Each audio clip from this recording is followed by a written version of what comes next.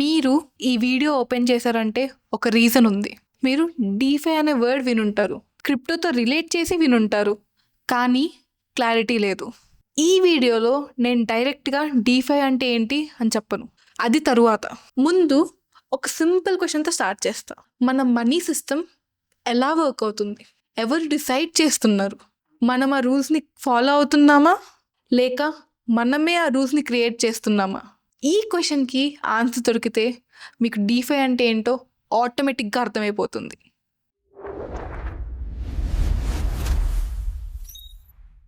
Hello guys, welcome to Teluguda. ఈ video start చేసే ముందు ఒక ఇంపార్టెంట్ డిస్క్లైమర్ చెప్పాలి. ఈ వీడియోలో చెప్పేవన్నీ ఓన్లీ ఎడ్యుకేషనల్ పర్పసెస్ కోసమే. ఇది ఇన్వెస్ట్మెంట్ అడ్వైస్ కాదు, ట్రేడింగ్ వీడియో కాదు. ఈ వీడియోలో నేను ఏ ప్లాట్ఫామ్ని ప్రమోట్ చేయను. ఈ వీడియో గోల్ ఒక్కటే, క్లారిటీ. ఈ వీడియో ఎండ్కి మీరు ఇలా అనుకోవాలి, ఓకే డీఫై ఎందుకు క్రియేట్ అయిందో నాకు అర్థమైంది. Let's go step by step. మన డైలీ లైఫ్లో మనీ అంటే సింపుల్గా నోట్ కాదు, మనీ అంటే ట్రస్ట్. మీకు శాలరీ అకౌంట్లో వేస్తారు, షాప్లో యూపీఐ చేస్తారు, ఆన్లైన్ ట్రాన్స్ఫర్ చేస్తారు. ఇవన్నీ జరుగుతున్నాయి అంటే ఒక్కటే రీజన్, మీరు ఒక సిస్టమ్ని ట్రస్ట్ చేస్తున్నారు. ఈ ట్రస్ట్ అనేది 2 వేస్లో ఉంటుంది. 1, సిస్టమ్ వర్క్ చేస్తుంది అని ట్రస్ట్. 2, సిస్టమ్ని కంట్రోల్ చేసే వాళ్ళు ఫేర్గా ఉంటారనే ట్రస్ట్. సెంచరీస్ నుండి మన మనీ సిస్టమ్ ఈ ట్రస్ట్ మీద నడుస్తుంది. కానీ ఈ ట్రస్ట్ అనే కాన్సెప్ట్ పర్మనెంట్ కాదు. మన హిస్టరీలో చాలాసార్లు ట్రస్ట్ అనేది బ్రేక్ అయింది. ఇప్పుడు మనం what is the difference between TradFi, CeFi, DeFi చూద్దాం. ఫస్ట్ టర్మ్ ఇంట్రడ్యూస్ చేస్తా, ట్రేడిఫై. ట్రేడిఫై అంటే ట్రెడిషనల్ ఫైనాన్స్, అంటే బ్యాంక్స్, గవర్నమెంట్స్, ఫైనాన్షియల్ ఇన్స్టిట్యూషన్స్, మన పేరెంట్స్, గ్రాండ్ పేరెంట్స్ యూస్ చేసిన సిస్టమ్. మనం మనీ ఎర్న్ చేస్తాం, ఎర్న్ చేసిన మనీని బ్యాంక్స్లో డిపాజిట్ చేస్తాం, బ్యాంక్స్ ఆ డిపాజిట్ చేసిన మనీని మేనేజ్ చేస్తుంది, రూల్స్ బ్యాంక్ సెట్ చేస్తుంది. ఇక్కడ ఒక ఇంపార్టెంట్ పాయింట్ నోట్ చేయాలి మీరు. మనీ మీ పేరు మీద ఉంటుంది, కానీ కంట్రోల్ మీ దగ్గర ఉండదు. బ్యాంక్స్కి వర్కింగ్ అవర్స్ ఉంటాయి, కంట్రీ బార్డర్స్ చేంజ్ అవుతాయి, రూల్స్ చేంజ్ అవుతాయి, డాక్యుమెంటేషన్ ఉంటుంది. ఇక్కడ నేను ఒక క్లారిటీ ఇవ్వాలనుకుంటున్నాను. ట్రేడిఫై అనేది రాంగ్ అని నేను చెప్పట్లేదు. ట్రేడిఫై కొన్ని సెంచరీస్గా మన వరల్డ్ని నడిపింది. కానీ టైం గడిచిపోయే కొద్దీ లిమిటేషన్స్ గ్రో అయ్యాయి.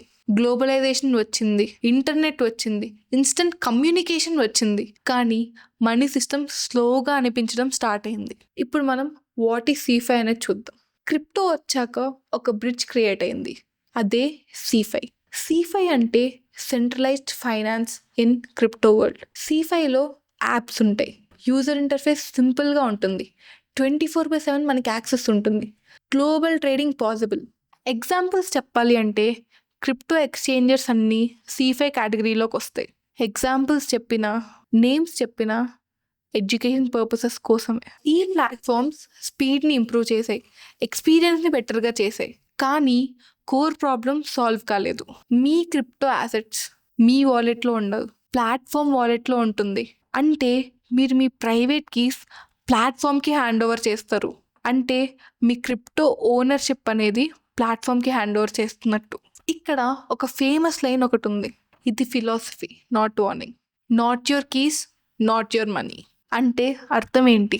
మీ దగ్గర ఓనర్షిప్ లేకపోతే మీ దగ్గర యాసెట్ ఓనర్షిప్ కూడా ఉండదు. ఇప్పుడు డీఫై. డీఫై అంటే డీసెంట్రలైజ్డ్ ఫైనాన్స్. డీఫైలో మనం బ్యాంక్స్ని రిమూవ్ చేయడం లేదు, ఎక్స్చేంజ్ని బ్యాన్ చేయడం లేదు.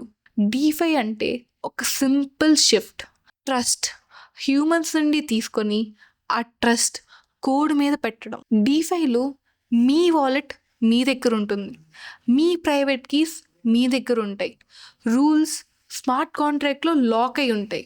స్మార్ట్ కాంట్రాక్ట్ అంటే ప్రీడిఫైన్డ్ రూల్స్ని ఆటోమేటికల్లీ ఫాలో చేసే ప్రోగ్రామ్. ఎగ్జాంపుల్ చెప్పాలి అంటే హ్యూమన్ ఎమోషన్స్ లేవు, బయాస్ లేదు, మాన్యువల్ అప్రూవల్స్ లేవు, ఇఫ్ ఎల్స్ లాజిక్ ఫాలో అవుతుంది.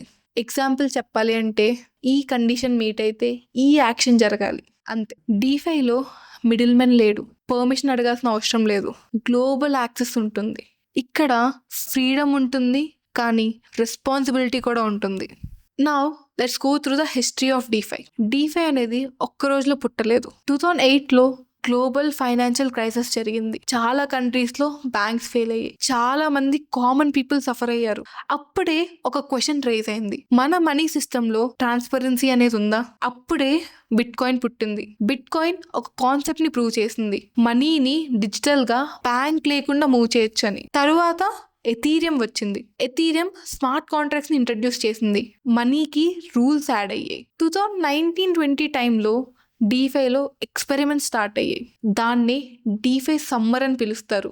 చాలా మిస్టేక్స్ జరిగాయి, లాసెస్ జరిగాయి, హ్యాక్స్ జరిగాయి. కానీ టెక్నాలజీ మెచ్యూర్ అయింది, ఆడిట్స్ వచ్చాయి, స్టాండర్డ్స్ వచ్చాయి. ఇప్పుడు ఇంకా డీఫై స్టిల్ ఎర్లీ స్టేజ్లో ఉంది, exactly like internet in 2000s.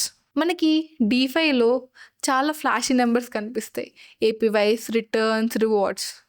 APY అంటే సింపుల్గా చెప్పాలంటే యాన్యువల్ పర్సంటేజ్ ఈల్డ్. మీరు ఒక ఇయర్లో చేసిన టోటల్ ఇన్వెస్ట్మెంట్కి వచ్చిన రిటర్న్స్.